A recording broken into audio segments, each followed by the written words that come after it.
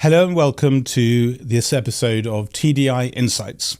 I'm Ashton Stewart Carter, founder and CEO of TDI Sustainability and founder and chief investment officer of the Impact Facility for Sustainable Mining Communities. I'm joined today by Lewis Temple, who is the new CEO of the Impact Facility for Responsible Mining Communities. Lewis, welcome to the Impact Facility. Thank you. Sum up in a few words, what is the Impact Facility? The Impact Facility is a social enterprise, fundamentally. It is a registered charity, but it's a social enterprise driving change in the lives of people living in mineral-rich communities, those communities endowed with minerals in the ground, to enable them to benefit from that huge wealth they have underneath their feet, to drive their own development, and to improve the future of their lives and the lives of their communities. You've just arrived back from the Democratic Republic of the Congo, visiting the mining communities where you work. There's some of these people who go down tens of meters underground to dig cobalt and gold out of the ground. Give us your first impressions of the Impact Facility and what you've just seen. I think I'm astounded about the achievements of the Impact Facility over the last 6 years. It's grown rapidly. And I'd like to highlight three things that I'm most impressed of so far in the organisation. Firstly, the Fair Cobalt Alliance. Now, this convening of some of the largest and most significant companies in the world in the cobalt supply chain have been brought together by the Impact Facility, all focused on the same goal, which is to enable artisanal cobalt miners to benefit more from the resources that they have in their communities and to impact positively on their communities. Secondly, the Artisanal Gold Program in Kenya and in Tanzania, which, as you said, I've just visited and had the exciting experience of actually going down 4 of the mines together with these artisanal miners in Kenya, which was an extraordinary experience, including I was up to my waist in water in the bottom of one of the gold mines. But this has been a really innovative approach of the Impact Facility. It's investing in these miners as businesses in an environment where they cannot access this sort of finance anywhere else. The banks won't touch them, and their only sources of finance is very expensive financiers in the community who take advantage of their situation. So for the first time, the Impact Facility is enabling them to access finance, to invest in their mines, particularly in the equipment they need to be able to develop their mines, increase their productivity, and importantly, increase employment in the mines as well. And one of the things that is most important, because these are quite dangerous environments to work in, is the focus that the Impact Facility has on health and safety support and helping them ensure that they have safe environments within which to work. But lastly, I really wanted to highlight the remarkable team. And I've had a great pleasure of meeting colleagues in Congo and in Kenya over the last few weeks. And I'm just astounded at the dedication, the commitment to the mission and the drive of that these colleagues have. So you should be very proud of the team you've built there, Ashton. Thanks, Lewis. And it's great to hear you've had such a positive experience in your first weeks. And I want to come back to the Fair Cobalt Alliance and some of the work we're doing in gold investing, if we can, a little bit later. Yeah. But before I do that, let's pan out a little bit.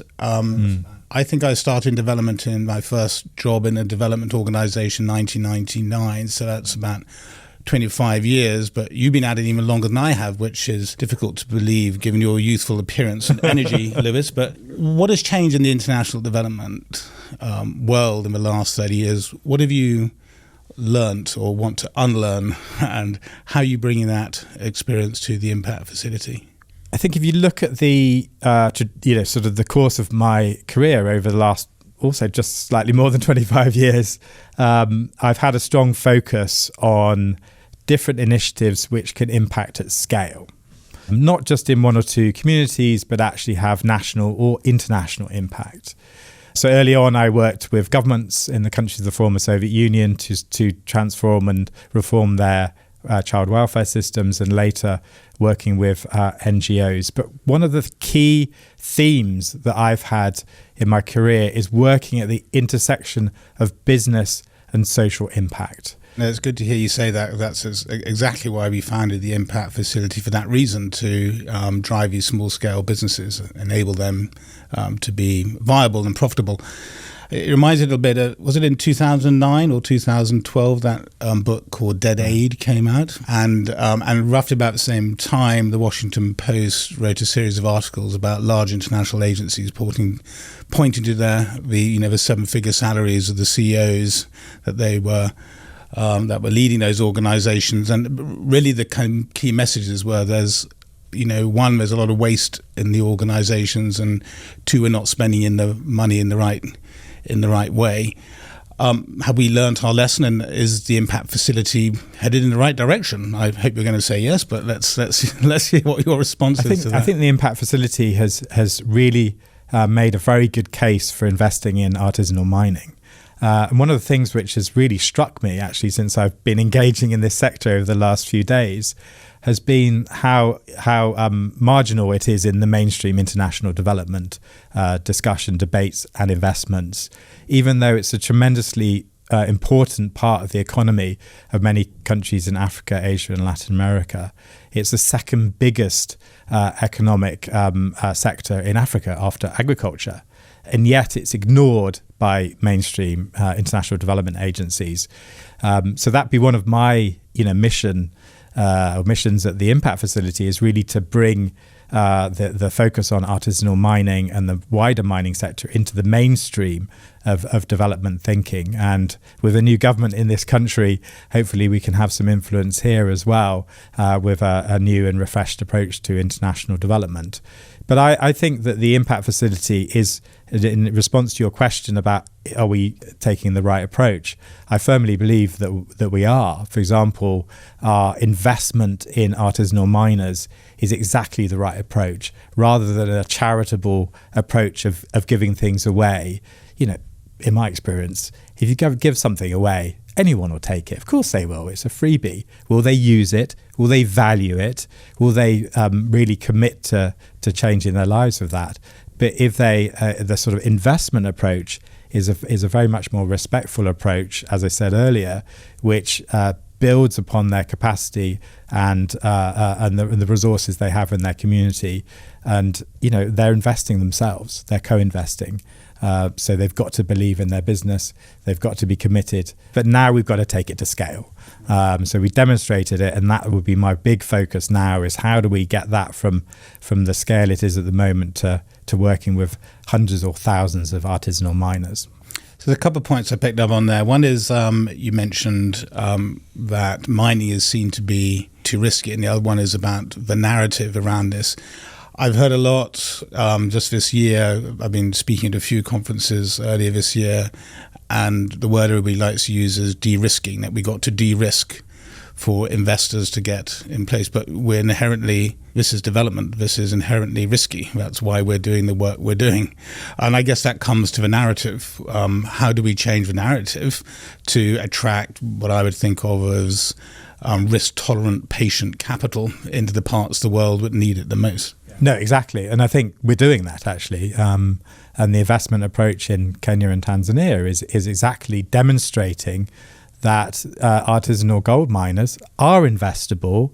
They can, return. These are profitable businesses, and there's great potential for international development investors to invest in this area. And so I think from the work that the Impact Facility is doing, we are de-risking it for the larger scale, the governmental, the investors and the private investors of, the impact, so-called impact investment community is growing massively over the last few years. So there's a lot of interest in this area of so-called impact investment, but as far as I can see, a lack of projects or investable businesses for them to focus on.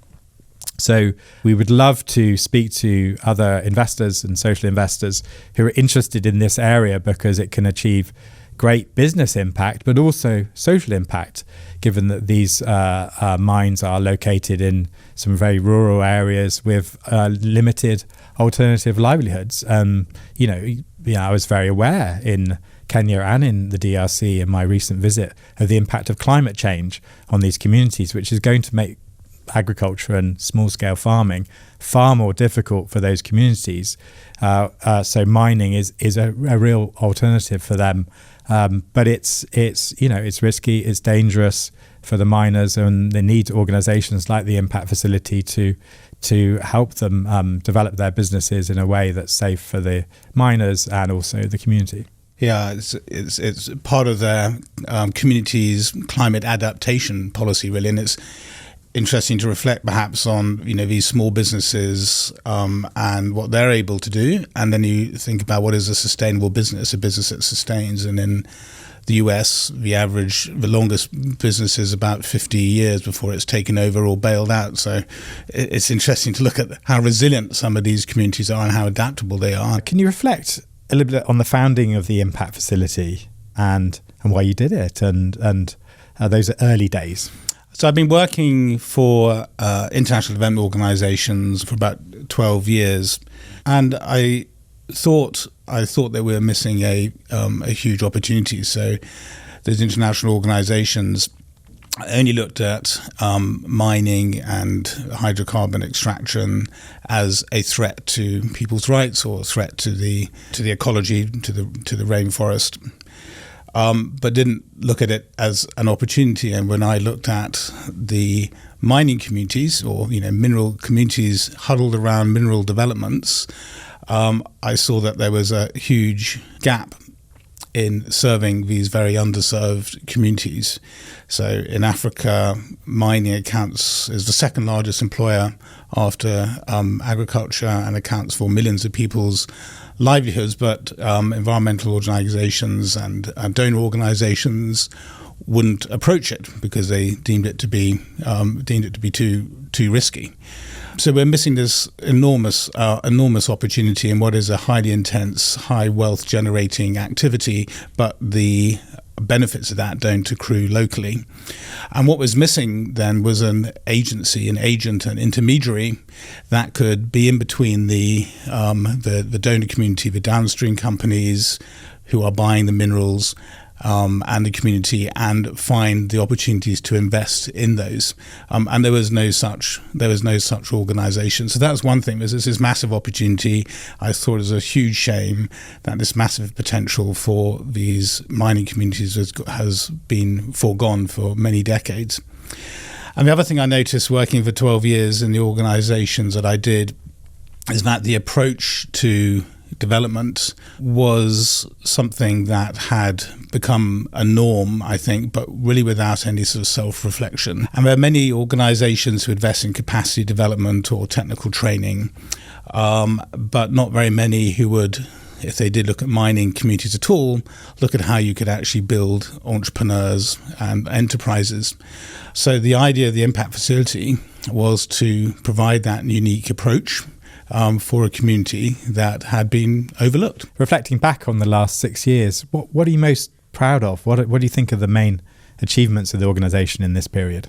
Yeah, well, we survived through COVID, so that's one main achievement, I think.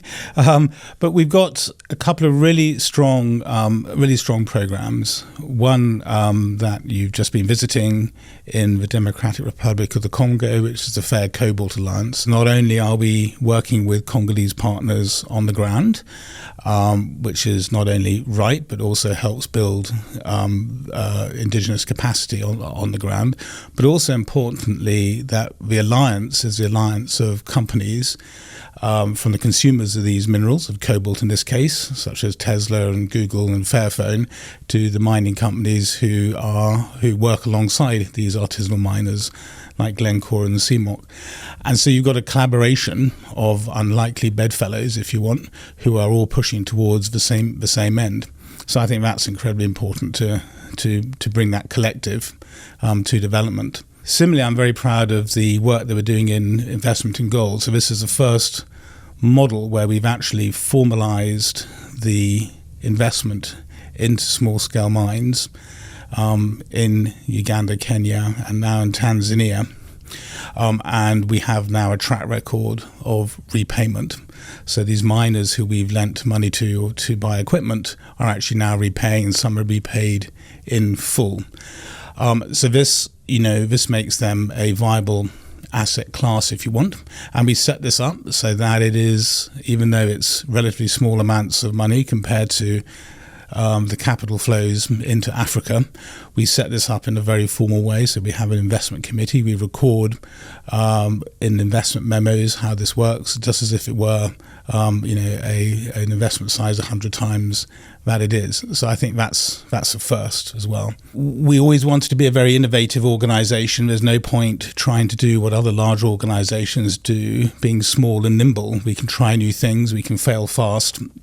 And make models which are replicable and can be taken up by others. And one of those is responsible mineral credits, which we launched last year, and responsible cobalt credits, which is a little bit like a renewable energy credit or an offset.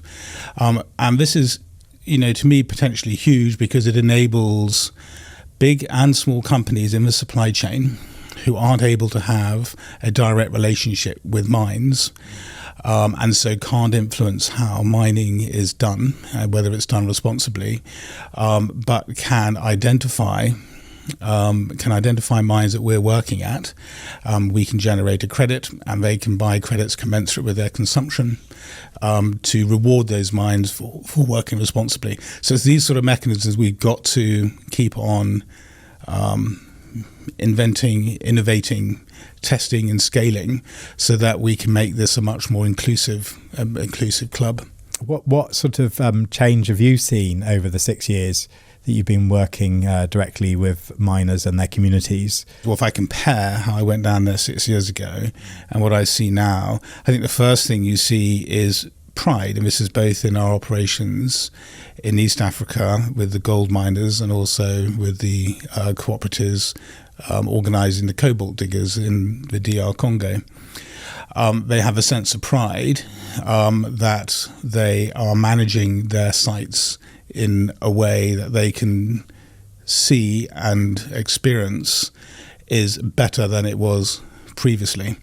And then I think the other one, which is really very clear on our targets, is that they have more money in their pockets for their families. A miner in one of these mines can earn at least 8 times more than a middle school teacher, for example.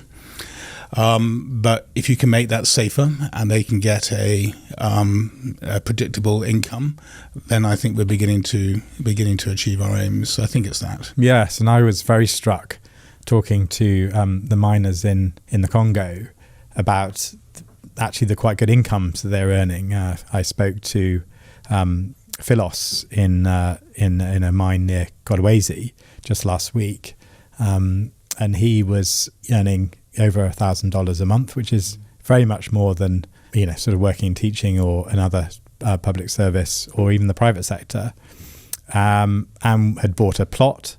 Was in the process of building a house, and he had big ambitions. He wanted a modern house. He wanted to look after his family, and that was really clear. Another miner I met in another mine site called Nazi, he has 13 children. 13 children, imagine that. Yeah, a lot of loving. Yeah, and was looking after all of those children, sending them to school. And also actually had a small farm at his homestead, and was able to pay local people to farm for him using the income that he had from mining. But that's right. I mean, now it's the perception of mining. This mining generally is a sort of a no-go. You can see it in people's demeanour. And when they get into conversation with you, and they'll say, mining, that's the bad one, as though other sectors are the good ones. So that has been the most difficult thing. I was thinking, as I mentioned, I spent 12 years working in international development, and I guess I kind of come up with a few things of, if you really want to fail, here are some of the things that you need to do if you really want to fail in development. And one of those things is go it alone.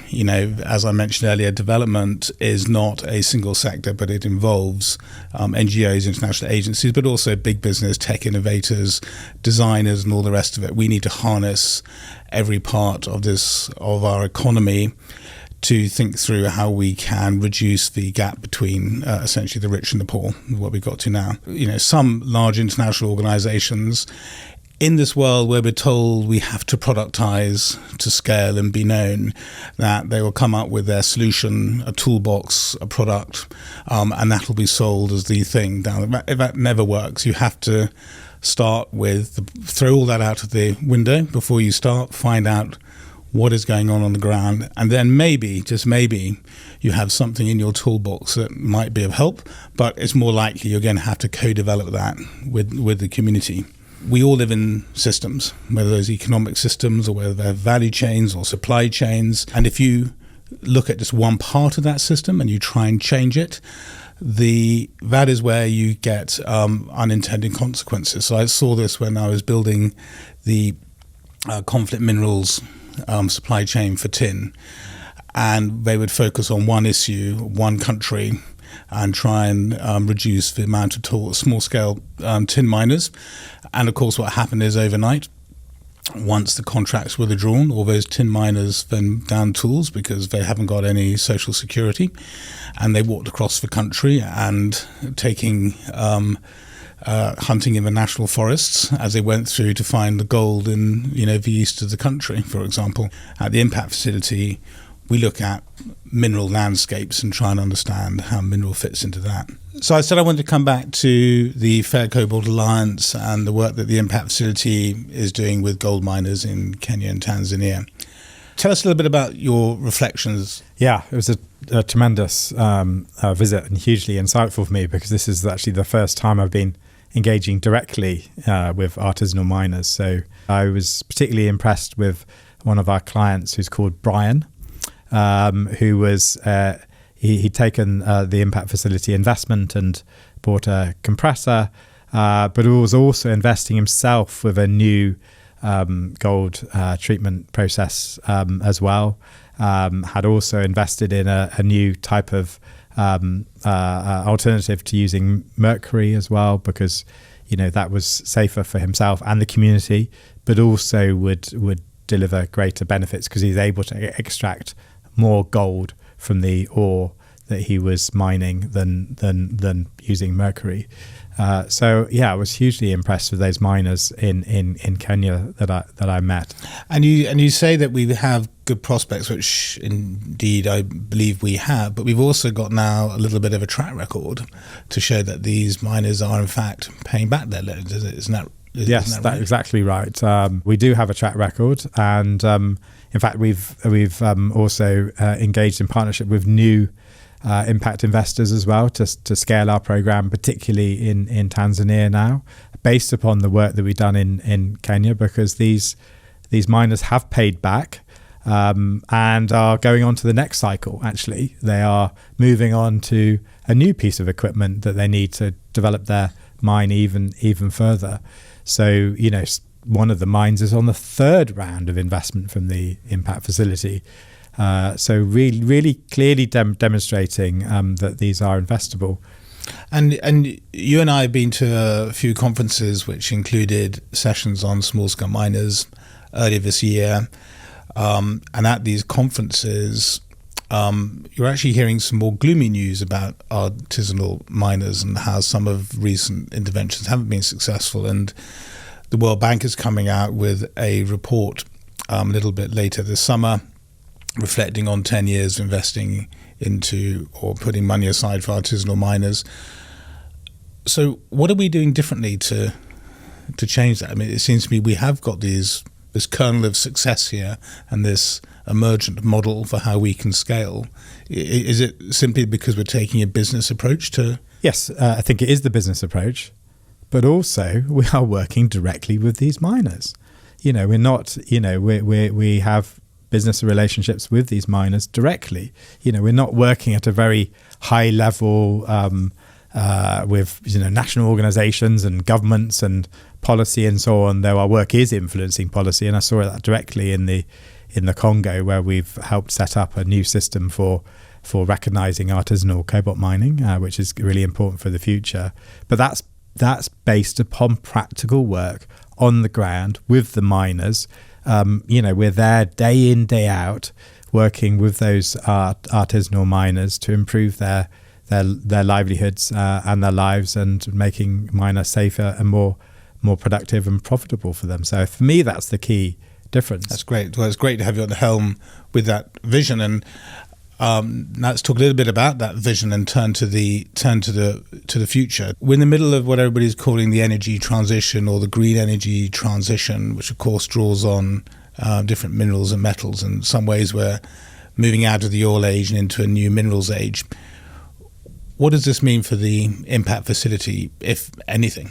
Oh, it's hugely important for the impact facility, and we're of course, big supporters of this drive to net zero and the green energy transition. But as you said, Ashton, these minerals such as cobalt, which forms a critical component of electric car batteries, for example, makes them far more productive and reliable. So these minerals are really important to drive that, and we're keen to see growing recycling of such minerals, but we have to face the reality that to drive this energy transition does need substantial increases of extraction of these minerals to support that process. And importantly, that those resources going back into the community to help the community to develop in these mineral-rich areas, so that they can drive the improvements in their lives, rather than those, the wealth being generated, being extracted from the country and extracted from those communities. What do we have to do to convince these banks that these mines can be bankable? We have just in the process of publishing a case study on our investing work in collaboration with a program called Planet Gold, which would encourage people watching and listening to read, to learn more about our approach. Our strategy in the future will be two strands. One, continuing to scale our investment, and then sort of sharing the experience with others. Because as you said earlier, Ashton, it's, we can't just do this alone. We need to do this together with lots of other organizations and individuals and governments around the world to really have an impact at large scale in these countries to make a real difference. There's some 45 million artisanal miners working now, and all could benefit from this kind of support. So I'm strongly focused on scaling up what we're doing because it's working well. So on that note, we have these anchor programs in the DR Congo, the Fair Cobalt Alliance, and with our gold miners in Tanzania and Kenya. What's next? Great question, Ashton. There's a lot of other countries in Africa and elsewhere that also have large communities of artisanal miners. I think that we can take our experience in those countries and take them to other countries, as well as scaling up what we're doing in the existing in those existing countries. So, but we don't necessarily need to do that ourselves. We can also share our knowledge, our experience, our practical work, and also enable the miners to speak for themselves as well.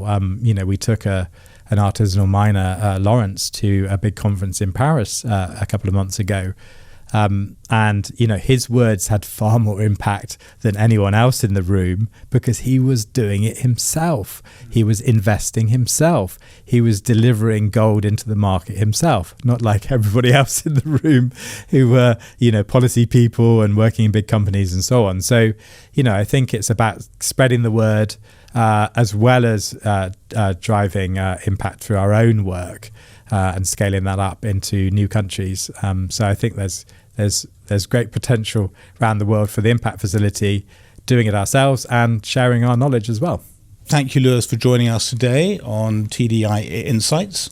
I hope you enjoyed that as much as I did, and I hope you will accept our invitation to come back again in a few months and talk about your experiences at the Impact Facility for Sustainable Mining Communities as those develop. Thank you to all our viewers and listeners. This has been Ashton Carter at TDI Insights, speaking with Lewis Temple, the CEO of the Impact Facility.